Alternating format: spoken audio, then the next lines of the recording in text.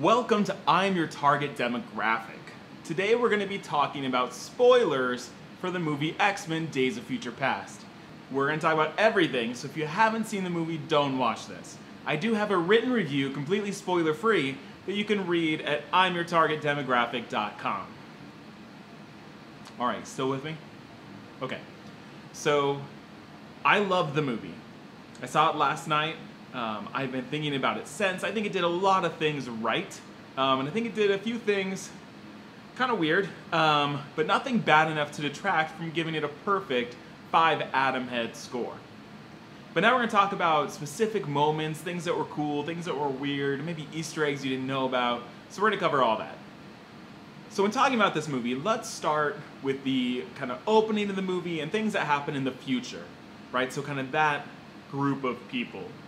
I thought it opened incredible, the big fight scene against the Sentinels as they find their secret base. The Sentinels are able to kind of adapt to their powers and take them out. I thought it was really interesting, and people are being killed.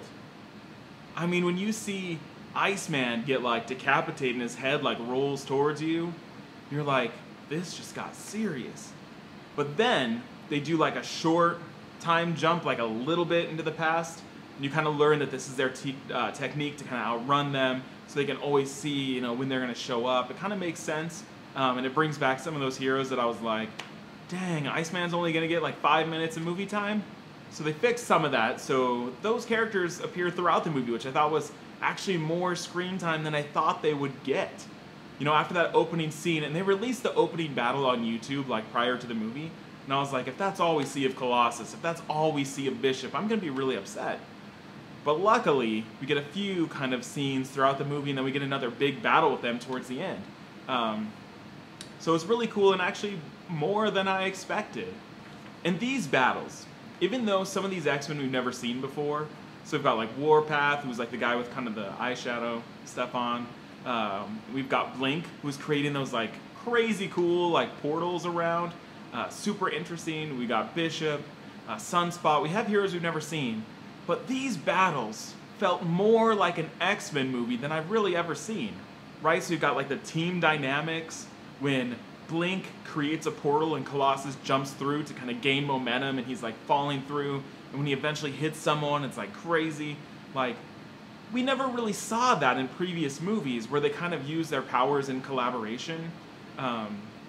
You know, Storm kind of shoots Bishop with lightning, and then he, you know, shoots it out of his gun. Like, there's just some really cool stuff that really just said X-Men to me. You know, it was like really cool, and it's stuff we haven't seen. So even though those scenes were short, and we didn't get a lot of time with those characters, it felt like the X-Men. I do have to say that in general, Colossus still didn't get a lot of love. I've said it before that he's one of my favorite characters in the comics and in the cartoon and all that, and he just doesn't get a lot to do here. He's super strong, but as soon as the Sentinels show up, they just destroy him.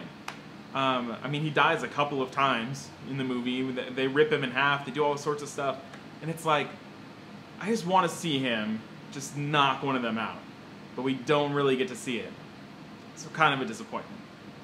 But everyone else was really cool. Blink especially stole the show for me. Just amazingly cool effects, and the way that battles kind of played out through those portals was just really cool. I do have to ask, Kitty Pryde, in case you're not sure of the storylines in the comics, Kitty Pryde was the one that in the comics went back in time. So here, to kind of balance that out, or to, I guess, do like fan service, they made it so that she's the one that sends Wolverine back. But since when is Kitty Pryde able to send people back in time? Her ability is to walk through solid objects. At what point did she decide I can now time travel?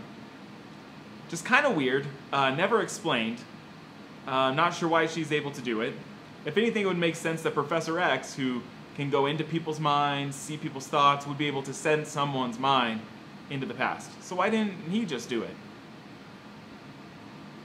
Not sure. And then the storyline is that Trask was assassinated by Mystique in the 70s. And because of his assassination, they then decided we need to build the Sentinels.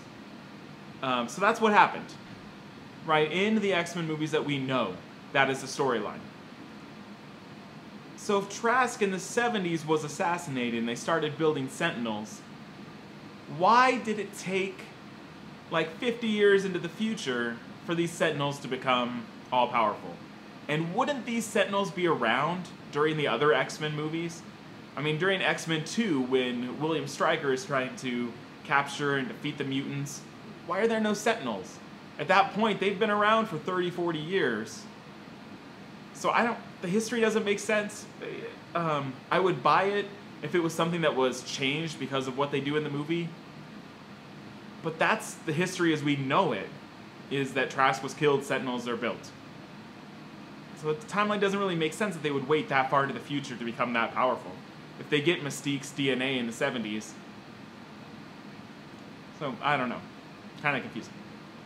Try not to think too much about it. So now let's talk about the 1970s and everything that happens in the past. I liked the idea of Professor X kind of choosing to walk over his mutant ability. I don't remember that ever happening, but it was kind of a cool conflict and gave him that opportunity to choose. Yes, okay, I'm content being in a wheelchair knowing that I can do all these things and save lives and be helpful, and like I get that. That made a lot of sense. James McAvoy was incredible. But I did not like when Beast was able to then repress his mutant ability. Beast has to cope with looking the way that he does and how that hinders society and how he exists in the world. That's what makes him him. That he is such a good guy and he's so selfless in fighting for the mutant cause because they hate him. You know, they taunt him, they tease him, and he still says, I'm willing to help you. Like, this is for the better good. That's what makes Beast Beast. And so now that he's able just to not be Beast if he doesn't want, like, that takes away everything. The scene that I felt they nailed with Beast, though, was when Magneto kind of captured him with, like, the sculpture, and was kind of holding him, and people were, like, taking pictures, and they were recording, and like, that nailed it. That nailed that, like, wow, I look like this in the world. I can never be out of the public eye. You know, like, this is how the world treats me. They hate me. Like, that's what Beast has to cope with. So I'm hoping in the next X-Men movie, which will feature the cast of First Class and from the 70s, that group, I hope they take that away, that Beast has to be Beast. And he has to live with choosing to help humans even though they hate him. That's what makes him him. And then we have to talk about Quicksilver. I judged very early on, as soon as I saw pictures of Quicksilver, I said, that guy looks ridiculous and I'm going to hate that. What are they doing? But Quicksilver stole the show. Quicksilver was funny. His action scenes were some of the best scenes in the movie. I mean, when he rescues Magneto from the prison, and there's that kind of, he's listening to music, and it's like slow motion, he's running around, tasting soup, like, it was incredible. Our entire theater clapped and cheered, like that, it nailed it. So I'm really excited about Quicksilver coming back in the next X-Men movie. Either as a hero or a villain, you know, we'll see. In the comics, Quicksilver's a villain for a long time.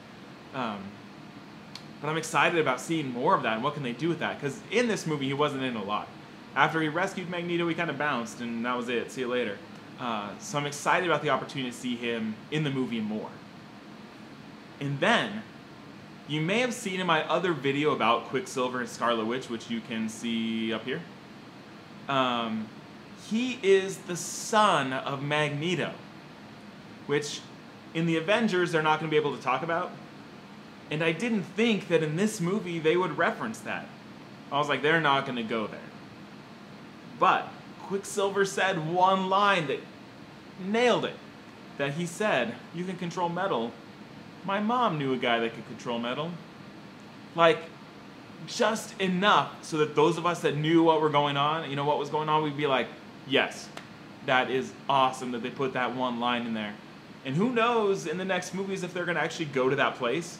and be like, hey, let's talk about it. Let's say that Magneto had this kid and what that means. And but that was just really cool that they added that one line that like all of us fans were like, oh, that was it. So super cool. And now let's talk about Wolverine's time in the 70s. After he does everything, right? He gets kind of hit by Magneto with all those like rebar, and he gets sunk to the bottom of the lake. He gets rescued by William Stryker, which would make sense in the storyline that we know. That he is then taken to Weapon X, his memory removed, given adamantium. That is the storyline that we know. But now, it's revealed that it's Mystique, not William Stryker, and Mystique would not take him to the Weapon X program and put adamantium over his bones. So, what's happening? Like, what does that mean? So I'm not sure. Knowing that this next movie, X-Men Apocalypse, is supposed to feature both Mystique and Wolverine, maybe they're going to go a different route of rewriting that Weapon X time in his life, that something happens, I don't know, but it leaves it open for this like what's going to happen? What does that mean? Like, what are they rewriting? Now that they can rewrite history, what does that mean? So now the consequences of Trask not being assassinated. Wolverine wakes up in the mansion, school's in session, he sees Jean Grey, he sees Cyclops, they're both alive. Did not expect those cameos, super cool. He sees Bobby, Iceman, with Rogue. So he's not with Kitty Pryde, which kind of undoes some of their story that they had during this movie. So he's with Rogue. And then we see Kitty with Colossus teaching a class, it looks like, which is kind of a cool little Easter egg for fans because Colossus and Kitty Pryde were an item for a long, long time and had some really cool storylines together. But in the movies, they were friends, and she was kind of shoehorned into this love triangle with Iceman and Rogue, which never happened in the comic books. So it's cool to see, like, maybe. So kind of cool. And then the final cameo of Kelsey Grammer back as Beast was awesome. Just one scene of just him walking through the hallway. Nailed it. Like, I didn't need to see these characters for a long time, but it was amazing to see these characters that growing up when I was in like junior high and high school, like whatever age it was, seeing these X-Men movies, and now I'm seeing them again, and I'm seeing the mansion, and I'm remembering how in love Wolverine was with Jean Grey. I'm remembering when Rogue and Iceman, you know, like I remember all this stuff. It's all flooding back to me. The music, and like it didn't take much. Just that final few minutes was enough to like totally wrap up everything that I remember and say, all right, here's your happy ending. We're all back together and scene. It was perfect. I don't think there's going to be any more X-Men movies set in current day with this cast.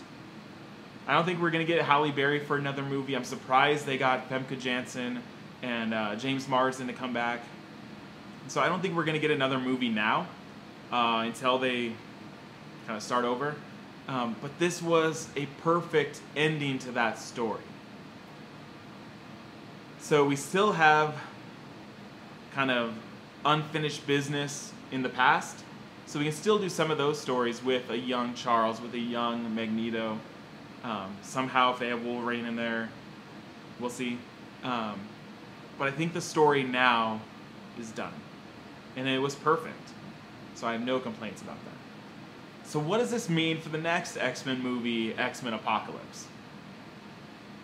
Supposedly it's set in the 80s, so it's kind of another little jump forward in time, which is about 20 years before the first X-Men movie happens. So it would make sense in that timeline that maybe our team, you know, we've got Beast, but maybe we meet a young Cyclops, a young Storm, a young Jean Grey.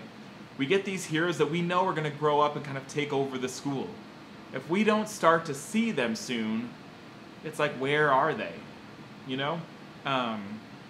So that'd be really cool to get characters that we know and we love, but get younger actors and kind of give their origin stories. Like there was a story for a while that we would get a Storm origin movie, but after Wolverine Origins kind of tanked, I think they scrapped it. So it'd be nice to get some of that story. Where is she from? What does she do? Like, she has this rich story that we'd love to see. And again, I don't really know how Wolverine would fit into that story, but now that we're rewriting the past, who knows? Maybe he gets introduced to the school much earlier. So he joins the school when there's a young Jean Grey and a young Cyclops, and he's still on the team. Or we get just more cameos from him, but he's not part of the central team. Who knows? It's still really early. It's a couple more years until we get XMen Apocalypse. We know that Channing Tatum is in the running to play Gambit, which could be cool. We'll see. He's really passionate about the character, so I have hope for that. We've heard that Quicksilver is going to be back in the mix. We know Beast, Mystique, McAvoy and Fassbender as Magneto and Xavier will be back. Yeah, and so then let's talk about the post-credit scene, which leads into X-Men Apocalypse. In the scene, we see a young Apocalypse, which in my What You Need to Know about X-Men Days of Future Past, I theorize about Apocalypse and what that means. So if you click on that right above here, it'll take you to that clip. And go to about the 9-minute mark, and I start talking about Apocalypse. So if you don't know who he is, watch that next, and it'll tell you some story about him. But it was pretty cool, his effects of kind of putting the pyramids together. So he is worshipped as a god, essentially in ancient Egypt. And I believe we're going to cut to the 80s where either he appears, he wakes up, or we do another time travel kind of thing, and they end up somewhere where he's in charge. We'll see. And then you get a glimpse at 4 riders behind him, and Apocalypse is known for kind of having 4 warriors that follow him that are kind of the 4 horsemen of the Apocalypse. And in the comics, Wolverine, Gambit, Angel, I believe Beast for a while, a lot of these heroes have become horsemen of the Apocalypse. So it'd kind of be cool if that was a way that, wow, like Wolverine's in the story, but he's not the good guy. You know, like maybe it has nothing to do with his story, like he's the villain, he's mind control, so it doesn't affect his future. So that'd be really interesting, and a cool way to introduce Gambit maybe, similar to how in Avengers Hawkeye was a villain for most of the movie, but they cured him, and then Gambit gets a solo film after that or something. So he's known for having these 4 horsemen. We'll see what they do with that, if they're new mutants, if they're mutants at all, if they're people we know. We'll see. In general, I really love Days of Future Past. I'm going to see it again this weekend. I thought it was everything that I wanted.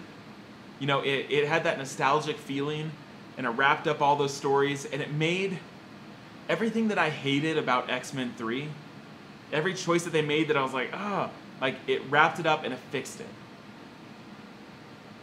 And it was nice. And it was a great way to end, and I loved that. The battle scenes felt more like X-Men fight scenes than I've ever seen. And yet we still had really great character moments with, you know, Professor Xavier, with Mystique. Like, we had these really cool moments with them, and then we had big action scenes. It was perfect balance.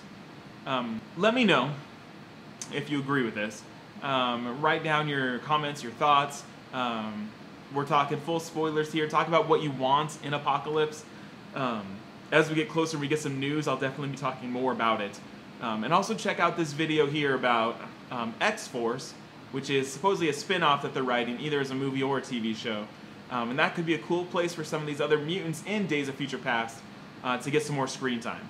That they weren't major players here, but in a spin-off movie they could be, or in a TV show they could be. So if you want to check out those videos, subscribe, find my channel, whatever. And also head over to my full blog, which is movie reviews, video game news, things like that. Go to imyourtargetdemographic.com. Thanks for watching.